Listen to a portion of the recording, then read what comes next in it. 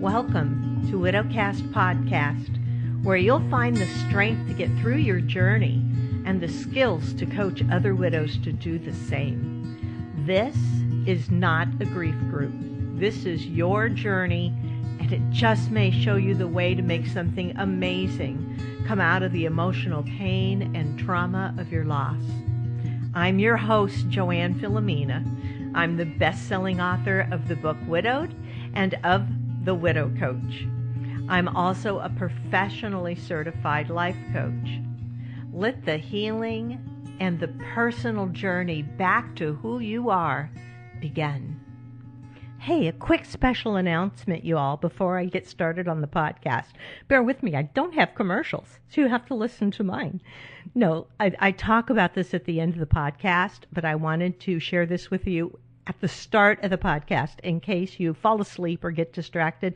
I want you to know about this because it's something I'm doing, and it starts this Monday, August 13th, 2018. If you're listening to this a couple years down the road, you missed it. Okay.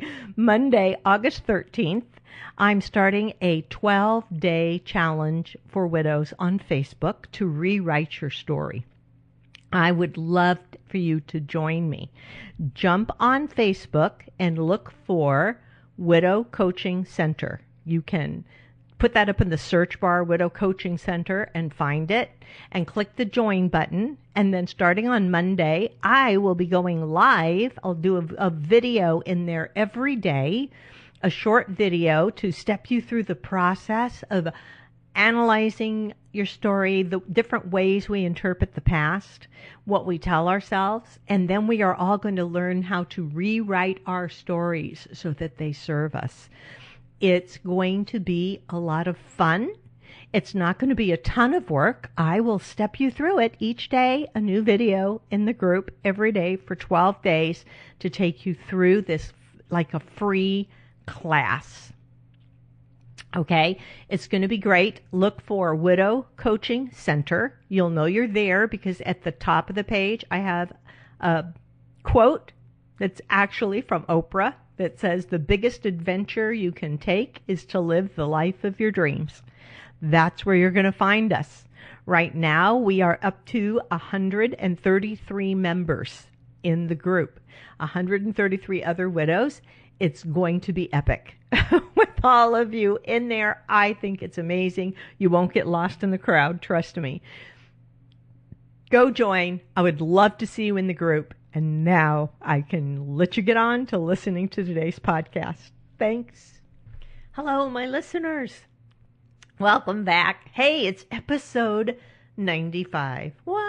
I know, I'm coming up on 100 so fast, and I can't even think of, I should do something special for the 100th episode of this, right? I can't imagine. I added it up this morning, and God, I should have saved the math because I figured out like how many hours I have talked on this podcast. It was something like 30-something hours. So you could listen to me nonstop for almost 2 days straight, or like a day and a half straight. Not that anybody would want to do that. I don't know.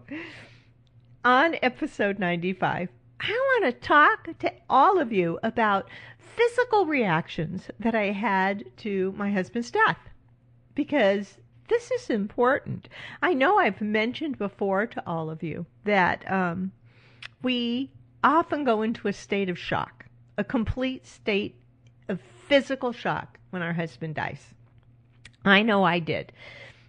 I was 100% in shock. It was just not even just widow fog brain, although I had widow fog brain for quite some time afterwards too. Total state of shock. I remember the day after his sons drove up here to be with me, and I think I pretty much just sat and stared into blank space the whole day. I know we went and met with the funeral home director to make plans for viewing and all of that stuff. But yeah, it was a physical state of shock. But more importantly than that are actual physical conditions that can develop after you experience that kind of loss. I noticed in weeks after Jim's death that I started having like a little bit of chest pain. I thought, this is my imagination, right? Because he died of a sudden massive heart attack here at home. And I thought, oh my gosh, I'm just mirroring his experience, you know?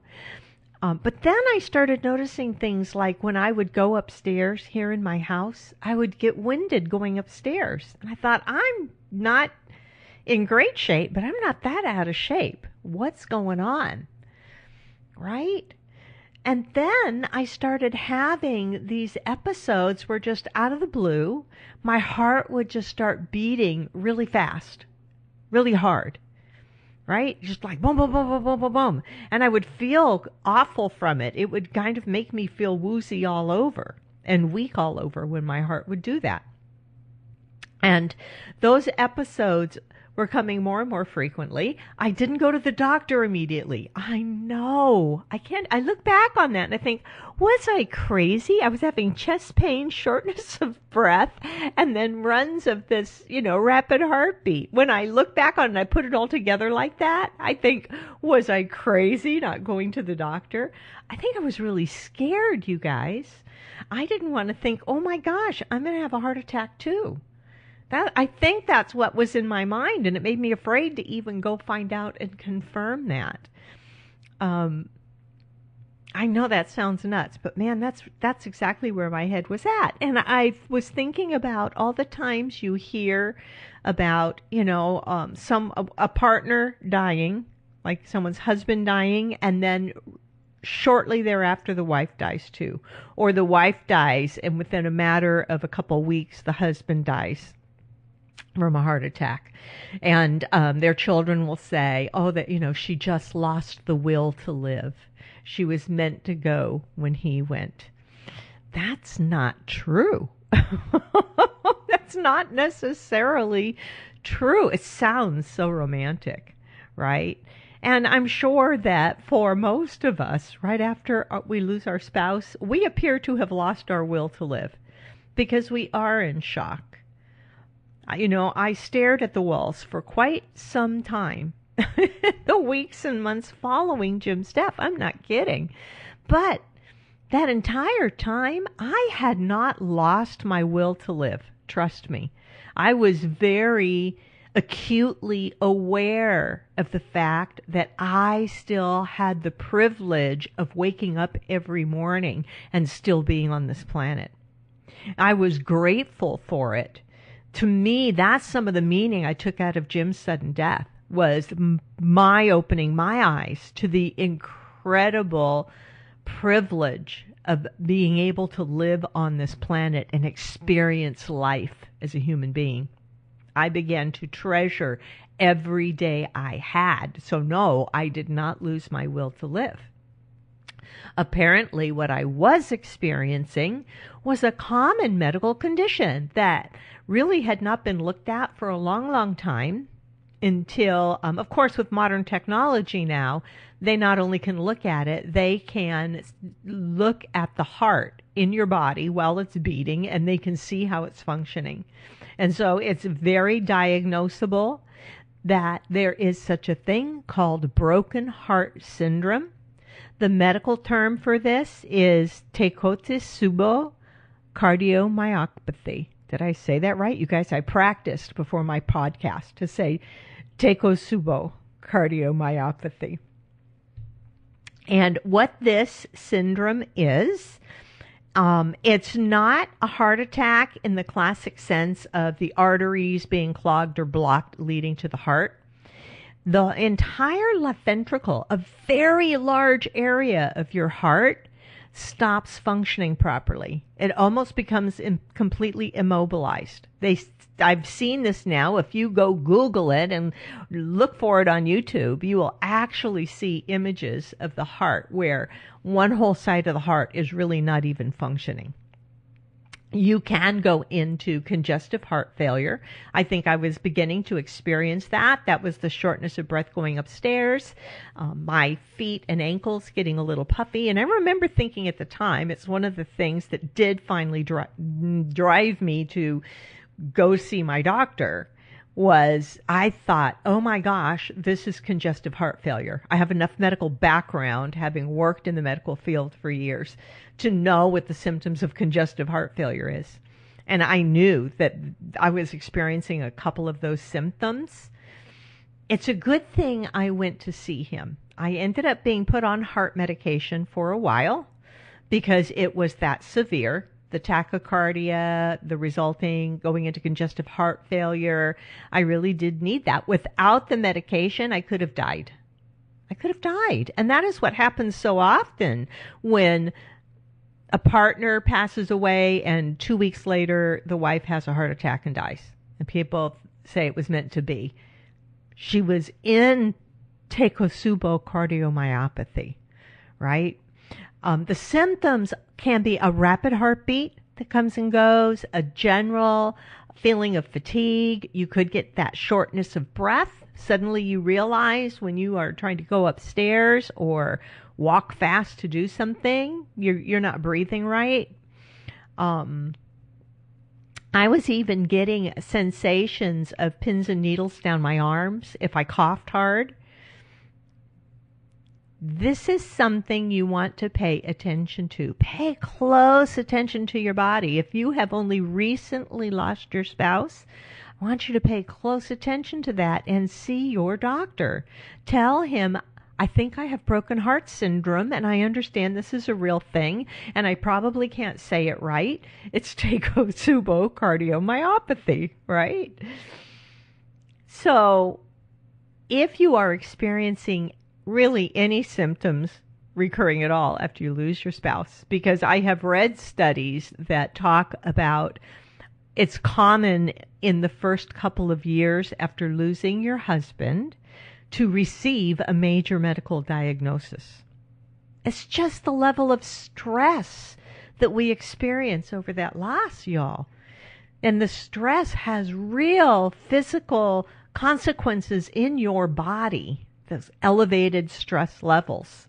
So you want to pay attention to that. Now, here are a few things that I'm noticing, because I was reading an article, someone had shared a video about broken heart syndrome this morning on Facebook that, caught my attention because I know about it. And it led me to listening to a television news report on it, which we assume when somebody is reporting on something like this on TV that they're telling us facts. And there were like a couple things totally off base in this report. One of the things was he mentioned at the end of the report that, this is a real syndrome and that it usually, it'll last for 2 weeks. That's not true. The Takotsubo cardiomyopathy that I was experiencing lasted throughout the first year into the second year with me. It wasn't constant.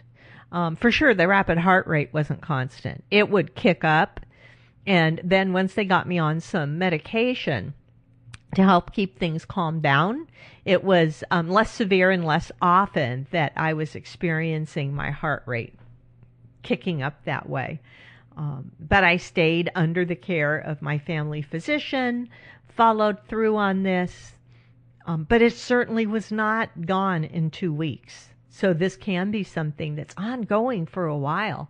Can you recover from it? Yes. Yeah, I really think my heart is fine now. I haven't experienced any of those symptoms in quite a while. Knock on wood, right? It's been 3.5 years now since Jim passed away. So it is considered a temporary syndrome, but don't think that it should be gone in 2 weeks. It's not necessarily true. Or think this will just go away. I don't have to see my doctor. Go see your doctor. Make sure you're taking care of this because, like I said, this is an actual physical symptom. It's a symptom of the left ventricle in your heart. It has ballooning. It's what they call apical ballooning. Does that mean at the top? Apical. I should look this stuff up. But you know what I mean. It's an actual physical thing that happens to your heart. You don't want to ignore it. It's a condition where your heart muscle becomes suddenly weakened or stunned. I think stunned is a great word for it because that's kind of how I felt about Jim's death. Is it was stunned me, and I stayed stunned for a couple of years. So Pay attention to that. Pay attention to your whole body. And know that you really, more now than ever, need to take care of yourself and pay attention to your health. You need to eat better. I know. When Jim first died, at first I wasn't eating hardly anything at all because I couldn't remember to eat. Remember, I was in shock. Then a wonderful neighbor brought me her homemade apple bread, which is like, I think, the best thing I ever tasted in my life.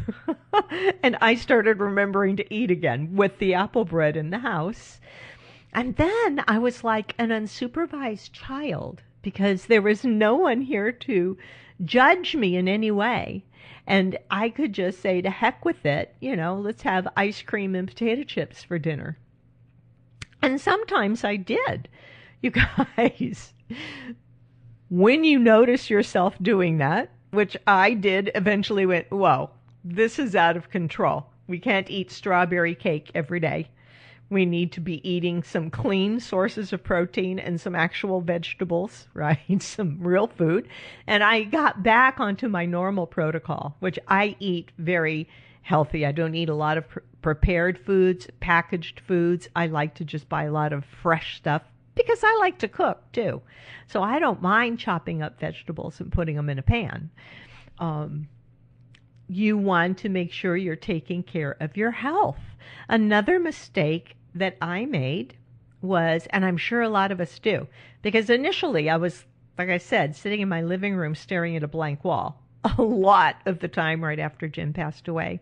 And then even when I went back to work, I was working from home on my home computer, which I do now in my offices here. I'm on this computer all day long. I'm on the computer teaching my classes because I use video. I use it to follow up with my clients. I use it to communicate with you guys. I'm using it right now to do this podcast. I am sitting in a chair. I didn't realize how many hours a day I was sitting in the chair. I mean, I did, and I got an Apple Watch that reminds you every hour to stand up for a little bit, because there are studies that show it is deadly to be sitting all the time, right? That it does more damage to your health than cigarette smoking. That was the shocker for me. But there were other consequences of this that I did not realize until suddenly one day I had not been doing yoga anymore. I would try to get out and take a walk once a day. But my body really started to kind of cramp up on me. Like my muscles weren't able to stretch the way they used to, especially in my legs, the front of my thighs. That muscle that runs down the is it the hamstring? No, that's the back of your leg. Oh my gosh, I've lost all my words today. But the front of my thighs were like sore. It was like the muscles had gotten shorter there. Because I was sitting. Think about it. When you sit as opposed to standing up, that muscle is like almost fully contracted and it's like shortened. Isn't that incredible? And I was just so focused on my work and all the things that I do that I wasn't paying attention until one day I thought, oh, let me do some yoga. It's been a while. And I started trying to do yoga and I was like, wait, I just barely can even move in these positions now. What happened? What happened? If you are spending too much time inactive, your body is going to start shutting down, and yeah, you're going to get sick. You're going to get sick. Don't do that. Take care of you. Self-care is, I think, a huge issue for widows because it's one of the first things that goes by the wayside. Really, it's not our fault. We go into a state of shock. Then we stay in a state of fog for months on end. The state of shock, it was after a few weeks that I realized I don't think I'm remembering to brush my teeth every day. And I was kind of horrified by that, right? When I had an afternoon where I just sat and thought, oh gosh, did I brush my teeth?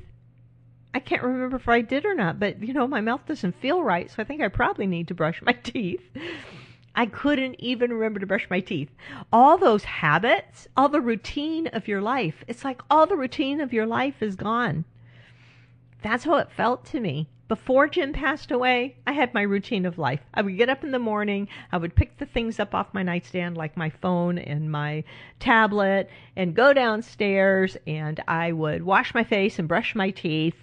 I would step on my scale, just check my weight every day. I would go into the kitchen, turn on the coffee pot. I had like this whole routine that I did without even thinking about it.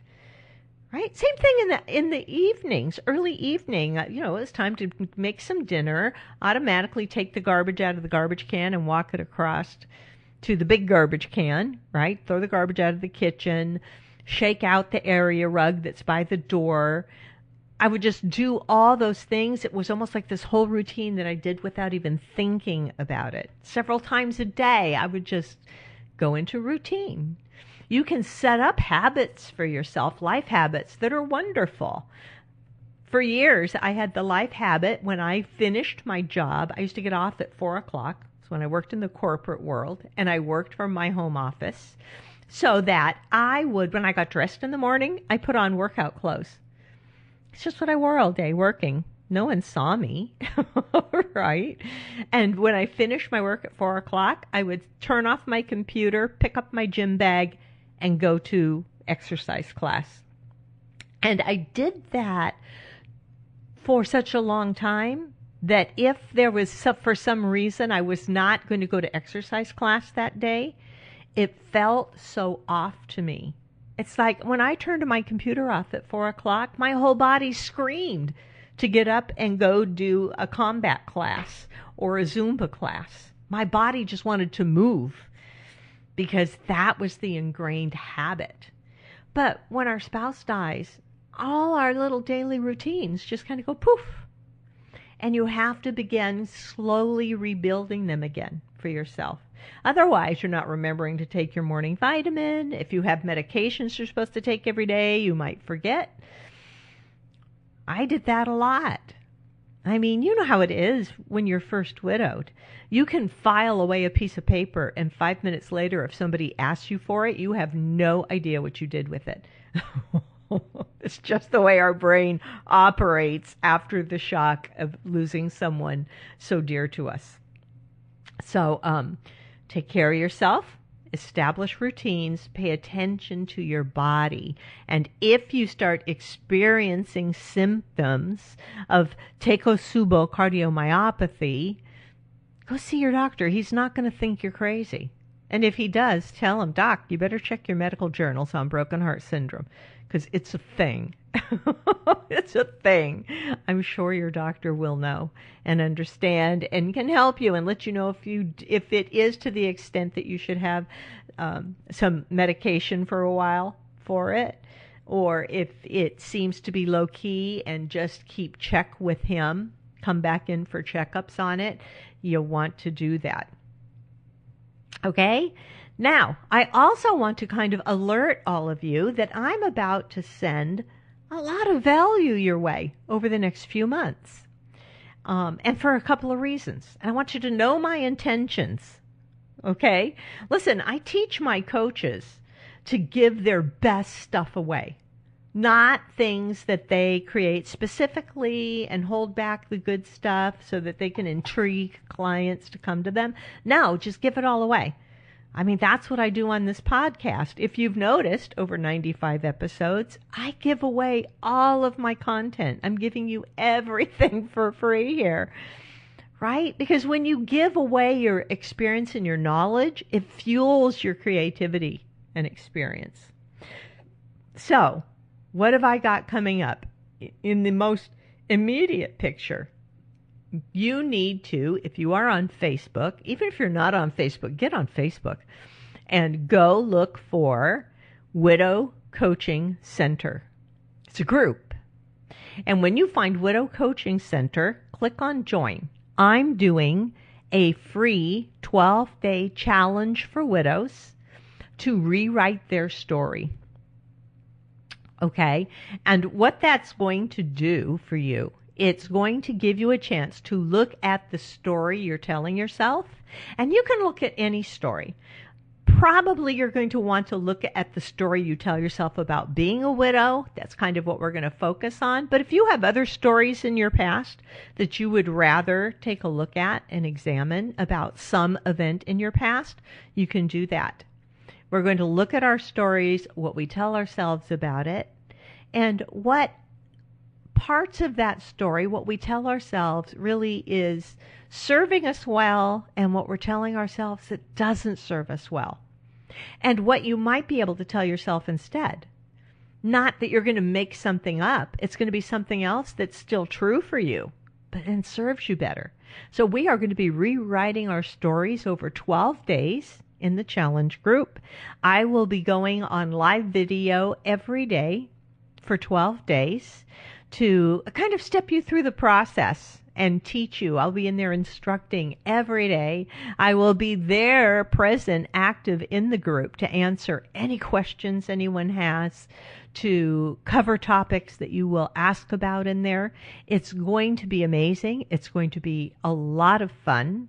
It's starting on Monday, August 13th. This is 2018. You all.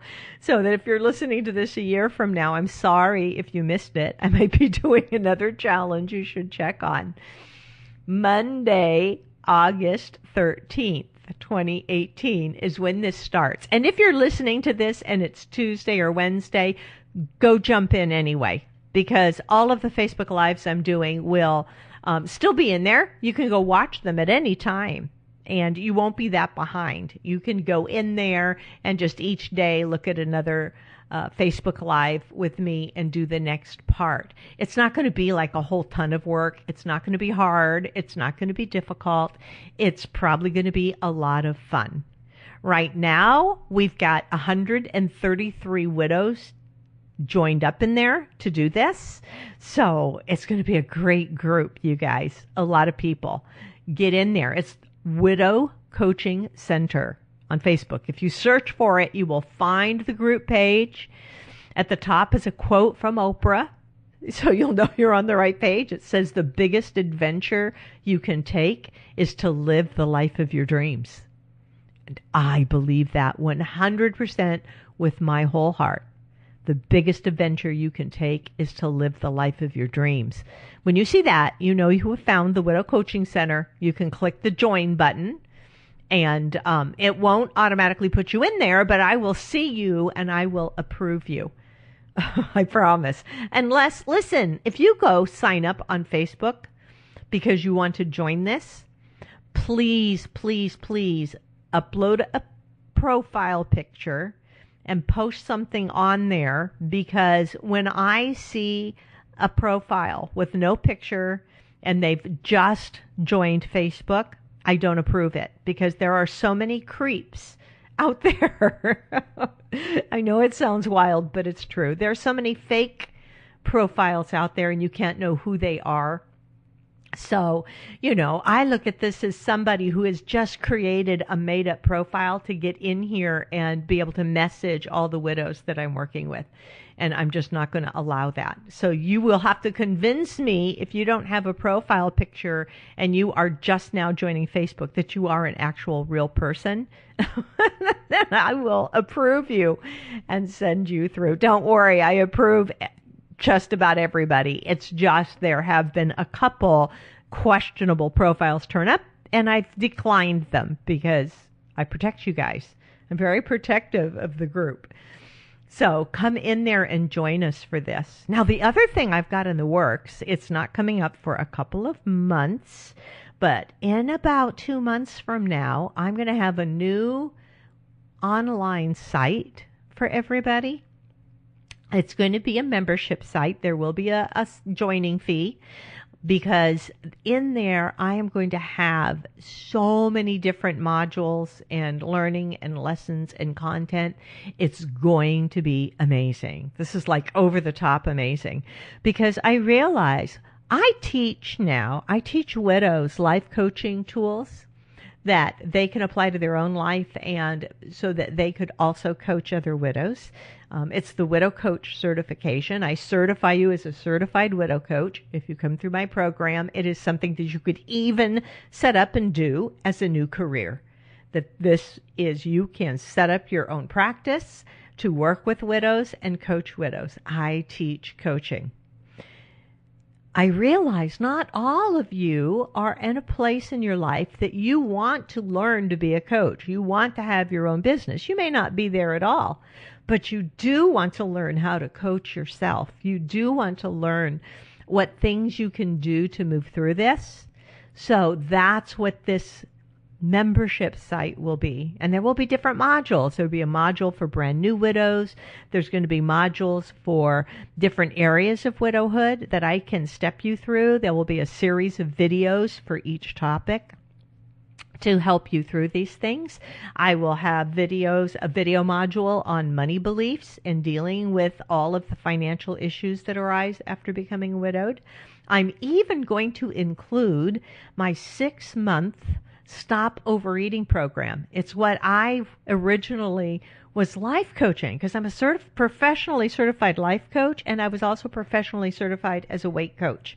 And I started out as a weight loss coach, if you don't know that about me, before I became the widow coach. And I am going to include the module for Stop Overeating. So if you are dealing with weight issues, many of us have struggled off and on through our whole life with weight issues because dieting does not really work. Many of you, I hear from you that you've put on weight after your husband passed away. You really want help dealing with that. This 6-month program will change everything. And the membership on the site for that alone is so worth it, because that program, people, it's a $12,000 program that I'm including in the website. It's just going to be in there like an extra for free. Okay. And the monthly fee on the website is going to be cheaper than going to Weight Watchers. So it is going to be so worth it. And I'm so excited to be able to offer that to you all. And I will keep you posted, because right now we're building the website. We have to create all the content. There's a branding gal who's creating how the site is going to look and how the site's going to work to make it easy for all of you to navigate. And I will begin putting together the different video series that we can upload in there. When you join the site, there will be a bunch of videos available to you, and then each month new material will be added. And you will each month have new videos on new subjects that you can go learn from. So that's exciting, people. I am so excited, because one of my huge missions here, I have this epic mission. First of all, to change how society looks at widows, and to change how we as widows think of ourselves, right? I want to challenge that for sure. But I've also had a dream of having widow coaching centers, places where widows could actually go to for help, maybe to take a yoga class with other widows, with a yoga instructor who's a widow herself. Safe place for all of you. And so for me, no, I'm not at a place where, I don't have money laying around. I can't run out and build the widow coaching center. But what I can do is begin with it online. And this free 12 days, starting on Monday, the free 12-day challenge on Facebook is my first Widow Coaching Center. That's why I named it Widow Coaching Center on Facebook. And then a couple months from now, I hope to be able to announce to you all that Widow Coaching Center will be open on the internet. And maybe someday I can actually open the doors of a widow coaching center that you guys can all come walk into. That would be so amazing. But it'll take time to build up to that. We'll get there, you guys. We will. So take beautiful care of yourself. If you are having symptoms, go see a doctor, no matter what. You are your highest priority. Even if you have kids at home, I know so many of you put your grief on hold to look after your children and make sure they're taken care of. But if you're not taken care of, who's going to be around to make sure they're taken care of? You are your highest priority. So do that. And go look for Widow Coaching Center on Facebook. Click join and join me for 12 extraordinary days. It's going to be a challenge for me. It's going to be a challenge for me to go live on Facebook 12 days in a row. We'll see if I can make it. Right? I joked with my friends. I said, you know what? For 12 days, I'm really going to have to brush my hair and put on my makeup because I'll be going live to talk to everybody. So take care of yourselves, treat your bodies right, and go find some joy in your life. And I'll be talking to you again next week.